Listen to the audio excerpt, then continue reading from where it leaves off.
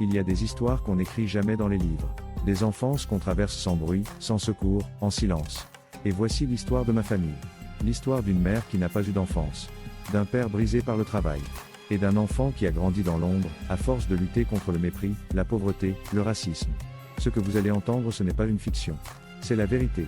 Celle que vivent encore aujourd'hui des milliers de familles invisibles. Alors si vous êtes prêts à écouter, je vais vous raconter ce qu'on ne dit jamais.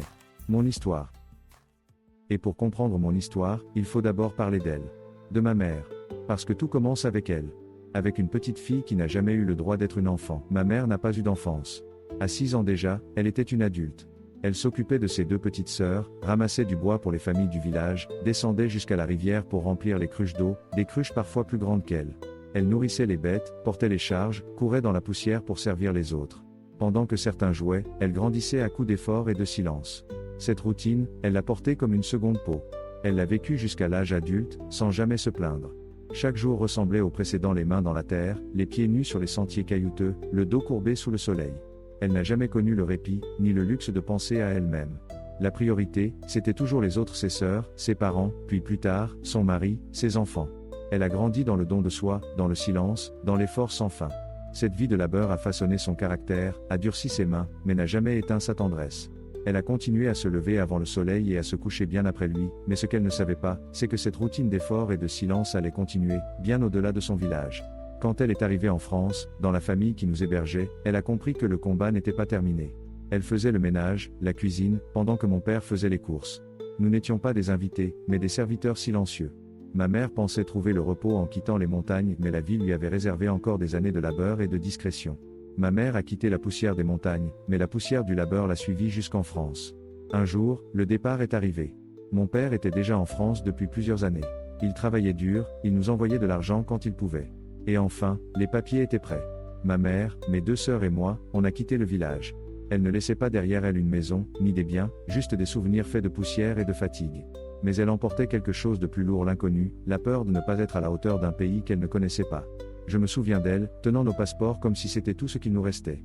À chaque contrôle, elle se tendait. Elle gardait sa main posée dessus, et parfois, elle attrapait instinctivement le bras des agents, comme pour les empêcher de lui voler. Elle avait cette peur viscérale qu'on l'arrache à ses enfants, qu'on l'empêche d'aller jusqu'au bout.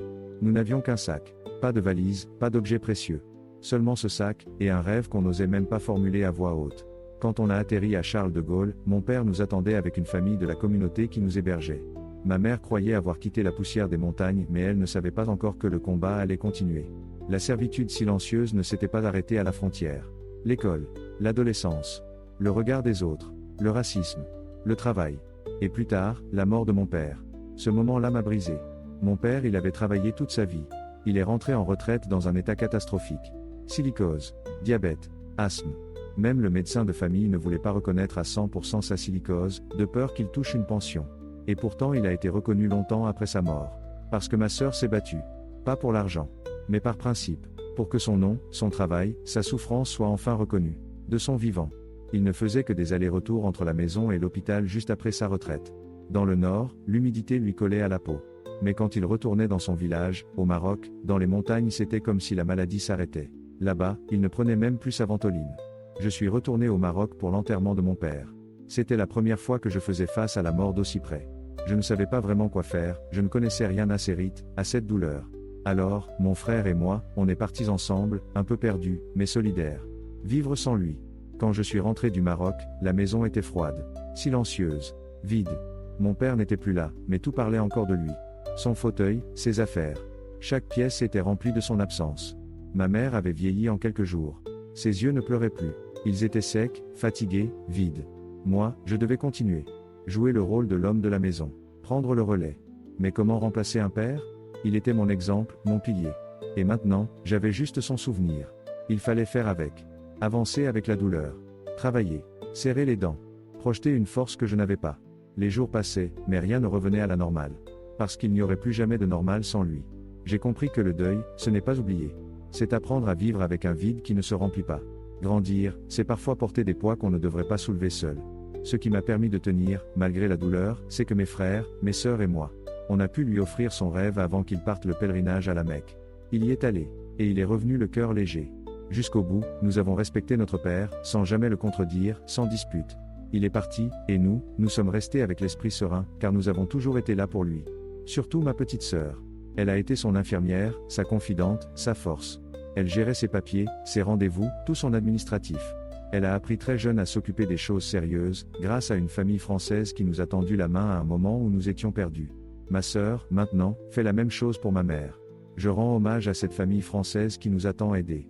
Ils nous ont accompagnés pour l'école, les papiers, la vie. Et ma petite sœur s'en est inspirée profondément. Grâce à eux, elle a grandi vite. Elle a pris soin de notre père avec amour et dignité, jusqu'au dernier jour. L'école sans aide, les devoirs sans soutien. J'étais à l'école, mais je n'étais pas vraiment là. On ne m'aidait pas à faire mes devoirs. Ma mère ne savait pas lire, mon père ne savait pas lire, trop fatigué. Il n'y avait juste cette famille française pour m'expliquer les leçons. Personne pour me dire que j'avais du potentiel. Les autres enfants avaient des parents présents, des maisons calmes, des cahiers signés. Moi, j'avais des silences. Des absences. Je voulais bien faire, mais je n'avais ni les clés, ni les outils. À la maison, l'école était une affaire secondaire. Ce qui comptait, c'était de ne pas faire de vagues, de ne pas attirer l'attention. On m'avait appris à me taire, à respecter, à m'adapter. Pas à réussir. Les enseignants passaient devant moi comme si je n'étais pas là. Je me suis senti invisible.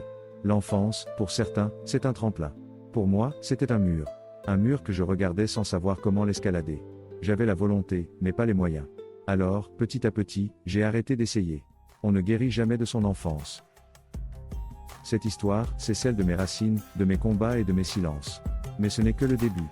La suite, c'est celle de ma vie en France. Celle où j'ai dû affronter le regard des autres, le racisme, les difficultés du quotidien. Les échecs qui m'ont parfois brisé, et les réussites qui m'ont forgé. Je veux raconter tout ça, pour que personne n'oublie d'où l'on vient. Et surtout, pour que personne ne baisse les bras.